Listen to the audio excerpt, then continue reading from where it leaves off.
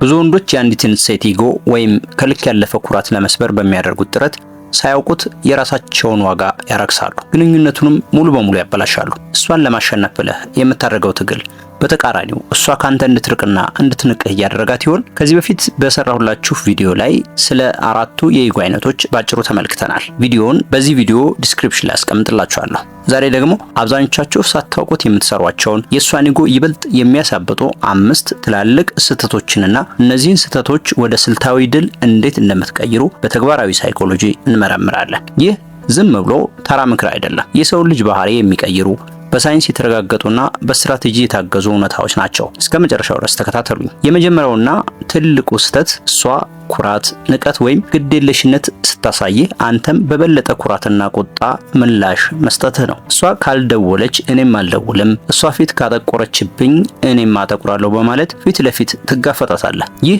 በስነ ልቦናው ዓለም የመስታወት ነጸብራቅ ባህሪ ይባላል። እሷ የጀመረችውን አሉታዊ ጨዋታ አንተም ተቀበለ ስትጫወት በእሷ አእምሮ ውስጥ የሚፈጠረው ብቸኛ እውነታ ያንተ ደካማነትና በእሷ ባህሪ መናወጥህን ብቻ ነው። የሴት ልጅ ስሜታዊ ንዝረት አንተን በቀላሉ መስመር ማስለቀቅ እንደሚችል ሳታውቀው የመሪነቱን ቦታ ትረከባለች።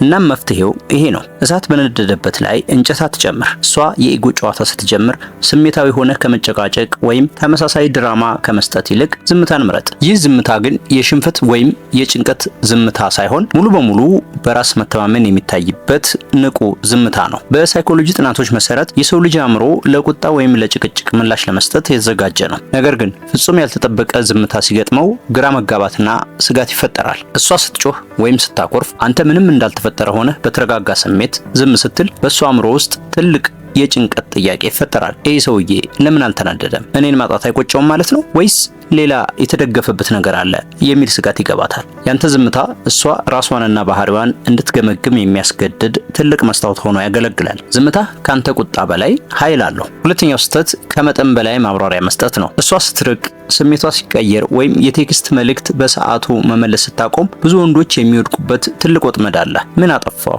ለምንድን ነው የማታናገረኝ? ትናንት እኮ እንዲህ ያልኩሽ ለዚህ ነው እያሉ ረጅም ልብ የሚነኩና ሰፊ ማብራሪያ ያላቸውን የጽሁፍ መልእክቶች መላክ ይጀምራሉ። ይህ ከመጠን በላይ ማብራሪያ መስጠት እና ራስን ነፃ ለማውጣት መጣር በሳይኮሎጂው ዓለም የተፈላጊነት ማረጋገጫ ልመና ይባላል። ይህን ስታደርግ አንተ ግንኙነቱ እንዳይበላሽ እጅግ በጣም እየተጨነቅህ እንደሆነና እሷ ደግሞ ምንም ግድ እንደሌላት በተዘዋዋሪ እያረጋገጥክላት ነው። ይህ ባህሪ ዋጋህን በሴቷ አይን ውስጥ ወዲያው ያወርደዋል። እናም ስነ ልቦናዊ መፍትሄው ይሄ ነው። ባህሪዋ ወይም ያሳየችህ የኢጎ ስሜት ካልተመቸህ ረጅም ማብራሪያ አትስጥ። ከፍተኛ ዋጋ ያለው ወንድ አቋሙን ለመግለጽ ብዙ ቃላት አያስፈልጉትም። በአጭር ግልጽና በራስ መተማመን ባለው ቃና ይህ ባህሪሽ ወይም አነጋገርሽ አልተመቸኝም ብለህ መስመርህን አሳውቅ። ከዚያ በኋላ ግን ወሬውን አታርዝመው፣ ደግመህ አትጠይቃት፣ አትከራከርም። ዋናው ስራ የሚሰራው ከንግግሩ በኋላ ባለው ተግባርህ ነው። ትኩረትን ወዲያውኑ ቀንስ። ለቴክስት መልእክቶቿ የምትመልስበትን ፍጥነትና ጉጉት እሷ ካደረገችው እኩል ወይም ከዚያ በታች አድርገው። ሴቶች በቃላትህ ሳይሆን በድርጊት ውስጥ ባለው የውስጥ ጥንካሬና የመራቅ አቅም ይማረካሉ። ሶስተኛው ስህተት ትኩረትን ለመለመን መሞከር ነው። ለምን አትደውይልኝም? ድሮ እኮ ትወጂኝ ነበር፣ አሁን ግን ተቀይረሻል፣ ቦታ አትሰጪኝም የሚሉ የቅሬታ የቁጭትና የልመና ድምጾች። ይህ ባህሪ የሚመነጨው ከማጣት ፍርሃት ወይም ስኬርሲቲ ማይንድ ሴት ነው። በህይወትህ ውስጥ ካሉ አማራጮችና ስኬቶች ይልቅ እሷን ብቻ ትልቅ አድርገህ ስትመለከት የምታሳየው ድክመት ነው። ይህን ስታደርግ የእሷ ኢጎ ምን ያህል እንደሚሰፋና በራስ የመተማመን መንፈሷ የት እንደሚደርስ ታውቃለህ። በእሷ ልብ ውስጥ ይህ ሰው ያለኔ መኖር አይችልም፣ የፈለግኩትን ባደርግ አይለቀኝም የሚል ፍጹም የበላይነት ስሜት እንዲሰማ ታደርጋለህ። የሰው ልጅ ተፈጥሮ ደግሞ በቀላሉ ያገኘውንና የለመኑትን ነገር ዋጋ የመንፈግ ዝንባሌ ያለው። ለዚህም መፍትሄው የራስን ማራኪ ህይወት መኖር ነው። የሴት ልጅን ኢጎ ለመቆጣጠርና ሚዛኑን ለመጠበቅ ምርጡ መንገድ እሷ ያንተ ብቸኛ ምርጫ እንዳልሆነችና ያንተ ህይወት በእሷ መኖርና ለመኖር ላይ እንዳልተመሰረተ በተዘዋዋሪ መንገድ ማሳየት ነው። ይህ የመትረፍረፍ አስተሳሰብ ስነ ልቦና ነው። ትኩረትን ከሷ ላይ አንሳና በራስህ ህይወት ላይ አድርገው። በራስህና በሙያህ ላይ በከፍተኛ ተነሳሽነት አተኩር። አካላዊ ቁመናህን ለመገንባት ስፖርት መስራት ጀምር። ከጓደኞች ጋር አሪፍ ጊዜ አሳልፍ። አዳዲስ ክህሎቶችን ተማር። ህይወትህ በእሷ ዙሪያ ብቻ እንደማይሽከረከር አንተ የራስህ ትልቅ ዓለምና ራዕይ ያለ ያለህ ወንድ መሆንክን ስታይ የነፈገችን ትኩረት መልሳ አንተን ለመከተል ትገደዳለች። ስትሮጥላት የምትርቅ ሴት ቆም ብለህ የራስን ህይወት መኖር ስትጀምር መከተሏ የተፈጥሮ ህግ ነው። አራተኛው ስህተት ስሜትን መቆጣጠር አለመቻል ነው። በእሷ ንግግር፣ ድርጊት ወይም ሆን ብላ በምትሰጥህ ቀዝቃዛ ምላሽ ተናደህ መጮህ፣ መሳደብ፣ ስልክ መዝጋት ወይም በማህበራዊ ሚዲያ ብሎክ ማድረግ ትልቁ ስህተት ነው። ብዙ ወንዶች ይህንን ሲያደርጉ ጥንካሬያቸውን ወይም ቁጣቸውን የገለጹ ይመስላቸዋል። ነገር ግን እውነታው ተቃራኒ ነው። ስሜትን መቆጣጠር ሲያቅትህ ሙሉ የስልጣን ቁልፉን ለሱ አስረክበሃል።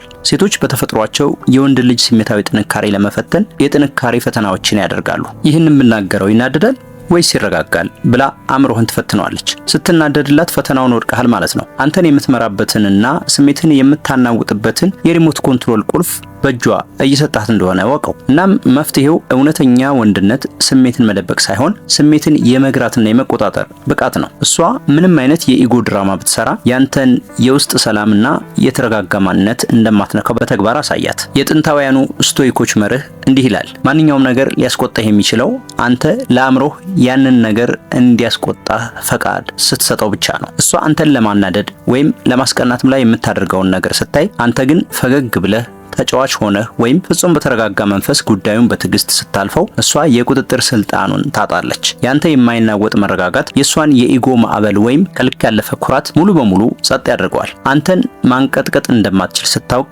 ለአንተ ያላት አክብሮት በከፍተኛ ደረጃ ይጨምራል። አምስተኛው ስህተት ወጥ የሆነ አቋም ማጣት ነው። ዛሬ ጠንካራ ሆነህ መስመርህን አስከብረህ ነገ ደግሞ ናፍቆት ሲያሸንፍህ ወይም የብቸኝነት ስሜት ሲጫጫንህ ተለማማጭ መሆን ትልቁ ስህተት ነው። ዛሬ ዝም አልኳት መስመሯን ታውቅ አደረኳት፣ ነገ ግን ድምጿ ስለናፈቀኝ ልደውልላት እያልክ አቋምህን መለዋወጥ ማለት ነው። ይህ ወጥነት የሌለውና የሚዋዥቅ ባህሪ ያንተን የአመራር ብቃትና ተአማኒነት ሙሉ በሙሉ ያጠፋዋል። እሷ በአእምሮዋ ውስጥ የምታስበው ነገር ቢኖር የሁለት ቀን ኩራት ነው፣ ትንሽ ከራኩት እግሬ ስር መውደቁ አይቀሬ ነው ብላ ይበልጥ እንድትንቅህ ያደርጋታል። ወጥነት የሌለው አቋም ካለው ወንድ ይልቅ ስህተት ቢሰራም እንኳን አንድ የጸና አቋም ያለው ወንድ ይከበራል። እናም መፍትሄው ይሄ ነው። ግልጽና የማይናወጡ መስመሮችን አስምር። አንድ ወንድ ሊኖረው የሚገባው ትልቁ ሀብት የማይናወጥ መርህና ድንበር ነው። ክብርህን የሚነካ ነገር ሲፈጠር አይሆንም ማለትን ልመድ። አይሆንም ካልክ ደግሞ እስከ መጨረሻው አይሆንም በል። ቃላትህና ተግባርህ አንድ ይሁኑ። አንዲት ሴት ለአንድ ወንድ ያላት ፍቅርና አክብሮት የሚጀምረው ወንዱ ለራሱ ካለው የማይታጠፍ አቋምና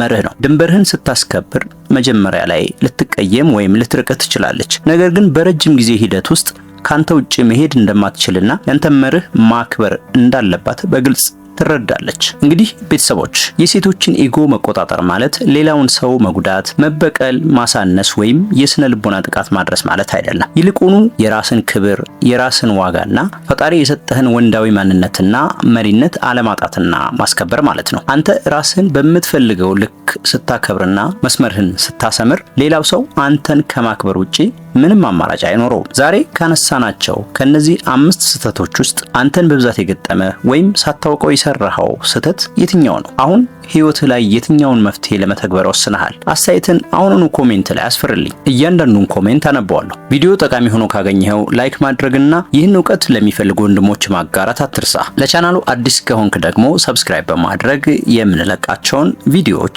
ተከታተል። በሚቀጥለው ቪዲዮ ይበልጥ በሚያስተምርና ማራኪ በሆነ ርዕስ እስከምንገናኝ ድረስ ሰላም።